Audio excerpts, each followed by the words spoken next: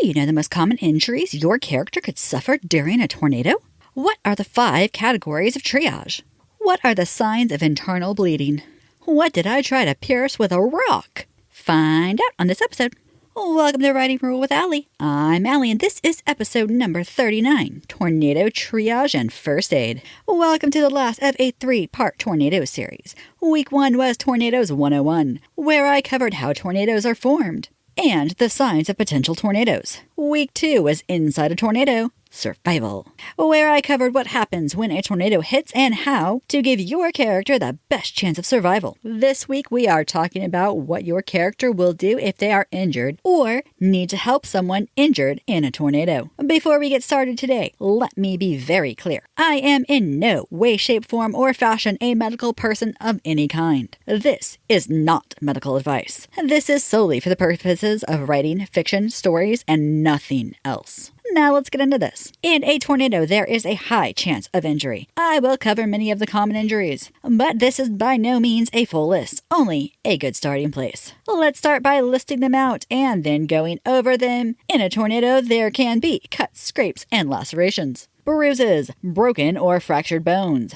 dislocations, crushing injuries, irritation to eyes, ears, nose, or airways from dust and debris, strained or sprained muscles, foreign bodies inside the body from debris, head trauma, brain injury, internal bleeding, back or spine injury, amputations, or even death. A few other things. The low pressure associated with some tornadoes is believed to have caused pregnant women close to their due dates to go into labor. Heart attacks can happen from the stress and fear going through a tornado. People witnessing or driving close to a tornado could end up in a car wreck. Infections in the days after injuries are always possible. Historically, injuries were the #1 cause of death in many instances. Potentially, hypothermia is something your character might have to face if their shelter is destroyed. In modern stories, heat is something that your character might have to deal with if there is no air conditioning. I already have a full episode on heat-related illnesses and hypothermia. Plus, there are several episodes on what to do to stay cool without air conditioning and how to stay warm without electricity. So I will not be covering these today. If you want to know more, you can find my episodes on all podcasting platforms and YouTube. Now let's break some of this down. Eyes, ears, nose, and airways can be affected by dust and debris in a tornado. When we were hit with a tornado, it only took the shingles off of our home while it took out the entire barn. The pollen and dust were thick in the air and caused some of the worst hay fever, what we call allergies, we have ever had. Several of us had sinus infections afterwards. However, in the EF5 I spoke of last week, one story was of a demolished home, and the person physically looked a different color because of how much dust and dirt they were covered in. I met them the following day after they had a good shower, and their eyes still looked black where they should have been white. The severity of dust and debris in the air will depend on the severity of the tornado. Cuts and scrapes are fairly well known to deal with. Large lacerations might require stitches. Your character will need to apply pressure to the area until they can receive stitches. Hopefully, they do not have to do this alone in the wilderness in caveman times, but I'm sure someone did. If possible, they should use a clean cloth or leather to place over and hold pressure. There are certain types of leaves that do well with this. Plantain leaves work well, and they also have anti-inflammatory and antibiotic properties. Historically, needles have been made of thorns from trees such as hawthorn trees, from bone, wood, porcupine quills, and more. Stitches in history have been made from cotton, silk, hemp, and even pig and cat intestines. I wish I was making that up. And no, I do not want to know who thought of that or why. Dislocations can be painful, but I have found that most are more painful after they are back in the correct position.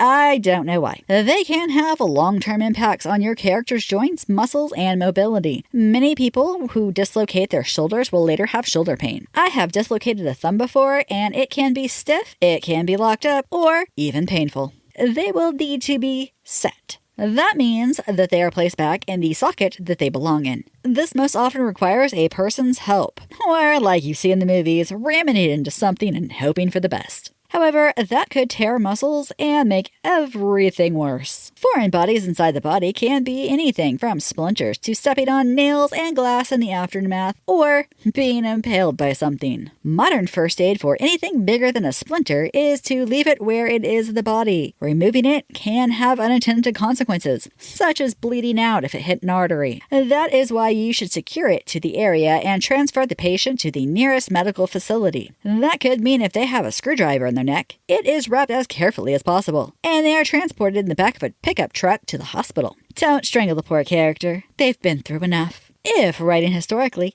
your character might need to stop the bleeding quickly. If they are not a doctor, the fastest way most societies stopped it was to burn everything in the area where the blood was coming out from to try to stop the bleeding. Not recommended in real life. It sounds painful, and many will faint. That said, you will find that some people are just another kind of tough and grit their teeth but never make a sound. And it's not always predictable who will do which. There is a chance of electrocution from downed power lines. Characters will need to be careful to watch out for this in any modern story. For broken bones in modern stories, try to wrap it carefully with something to support the area and keep it as unmoving as possible until they get medical treatment. In history, bones could be set by almost anyone with the strength to set them. They would then wrap them tightly on a straight support, such as several sticks around the arm or leg. They needed to make sure they could not move the body part for a few weeks to give the bone time to heal. This could mean using crutches or putting an arm in a sling. Fractures are set like this also. Body parts can be amputated in some instances. Remember, the bleeding will need to be stopped. If your character is using a tourniquet, remember that they need to place it on the upper arm or thigh of the leg. The lower arm and the calf of the leg both have two bones with blood vessels between them. You cannot entirely stop the bleeding if your character's tourniquet is there. Also, many times in history, they just flushed the wound and cauterized the blood vessels and sewed them up, hoping for the best. Modern stories could hold exceptions where they reattach the limb if it is in good enough condition. That might be a big if in a tornado. Crushing injuries can be more complicated, but they don't have to be. They could be crushed by a wall or other large debris. This could be the whole character, likely killing them. Crushing to the chest is also likely to kill, even in modern times. A single body part could be crushed also. Arm, leg, hand, foot, etc. I could tell you this can feel different for each character on different parts of the body. An example is that I once had my hand crushed in an old farmhouse window with counterweights. When the counterweights broke, the window fell, crushing my hand.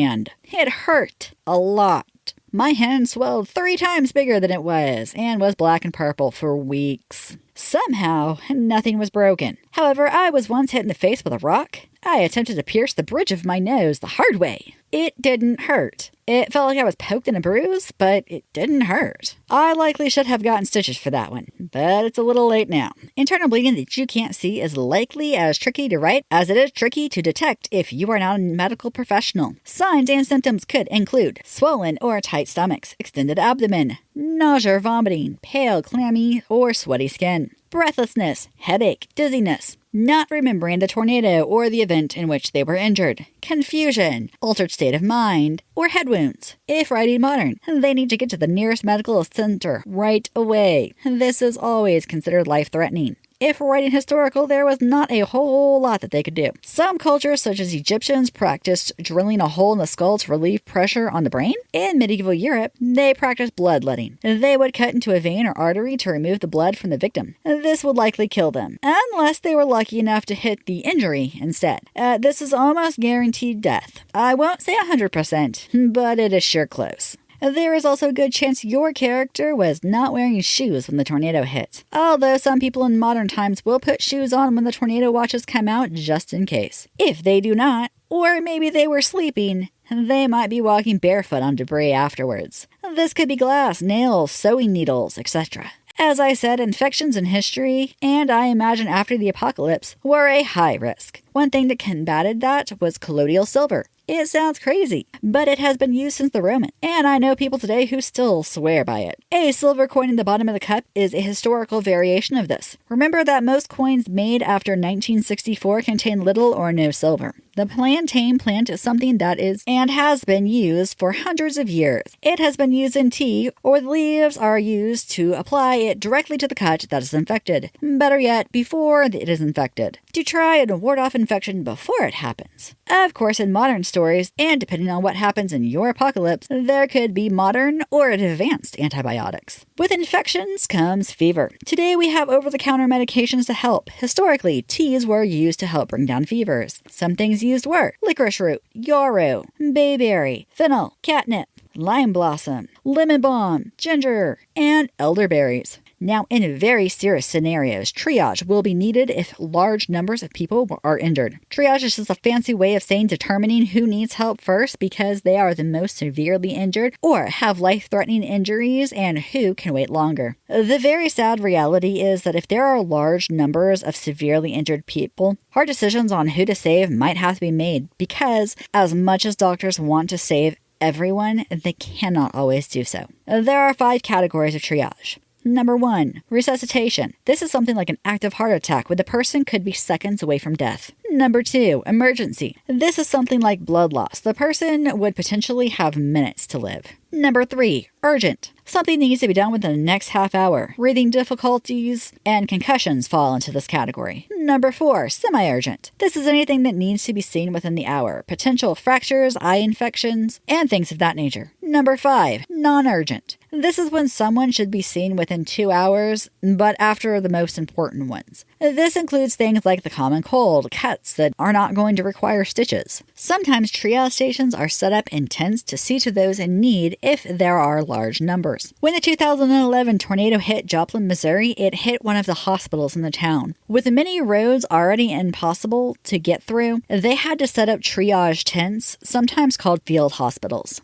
Interesting fact. Every year, many pets and livestock are casualties of tornado. An extra and interesting layer you can add to your story. Now for everyone's favorite part, what could possibly go wrong? Well, let me tell you, likely to go wrong, your character is badly bruised after being hit with debris from the tornado. Also likely to go wrong, your character has chest pain from the dust and debris they inhaled during the tornado. Possible to go wrong, your character gets an infection from the wounds that they received during the tornado. Also possible to go wrong, your character steps on a nail as they are going through the tornado debris. They may need a tetanus shot, which was invented in the 1920s and widely used by 1939. Unlikely to go wrong, your character has a dislocated hip and needs help to reset it. This would be very painful. Also unlikely to go wrong, your character could have debris hit their car. This could cause a car wreck and even be deadly. Improbable, but still technically in the realm of possibilities. Your character is partially crushed when a chimney collapses on them. They could lose a limb or even be paralyzed. Also improbable, but still technically in the realm of possibilities. Your pregnant character's water breaks as the tornado hits. They are left to give birth alone in the remnants of their home. You can find this episode's show notes and helpful links to learn more on my website, AlleyHart.com. That's ALLEYHART.com. Thanks for listening. Subscribe and follow for more episodes. Connect on my YouTube videos by dropping me a comment. A new episode comes out every Monday. Until then, happy wordsmithing.